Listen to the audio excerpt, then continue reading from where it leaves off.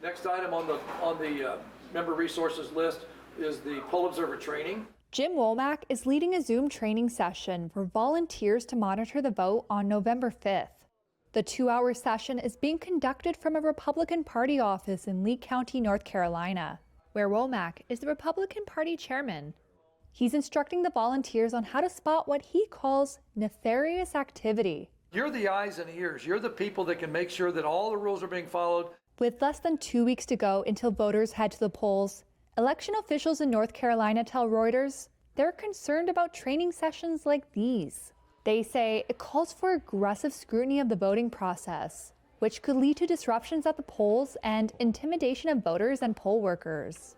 Voting rights advocates say it could help lay the groundwork to overturn the election if Democrat Kamala Harris wins. Voter fraud is exceedingly rare in the United States. U.S. election security officials have said the 2020 election was, quote, the most secure in American history.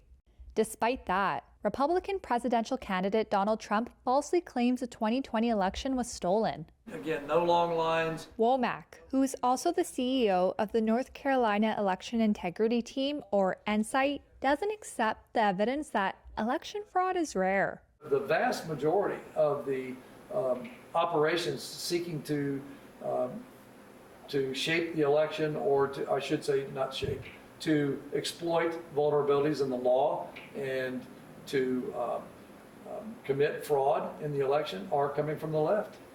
There's no doubt about it. Reuters observed an October 16th training session of NSITE and obtained previously unreported transcripts from NSITE planning calls.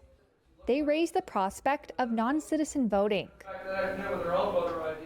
Lee County officials are adopting new safeguards to prevent poll workers from feeling intimidated. In the 2022 midterm congressional elections, North Carolina's election board registered 21 incidents regarding poll watchers, including 12 of voter intimidation and 8 of election official intimidation. Their records do not specify who trained those poll watchers. In the primaries earlier this year, Womack followed an election worker who was transporting ballot boxes to the Board of Elections office, according to an incident report viewed by Reuters. He wasn't charged with wrongdoing and says he wanted to ensure that ballots were delivered safely. He does not view his actions as intimidation. The Democratic Party plans to field its own observers at polling places, including those in Lee County. The Republican National Committee says it has trained tens of thousands of volunteer poll watchers.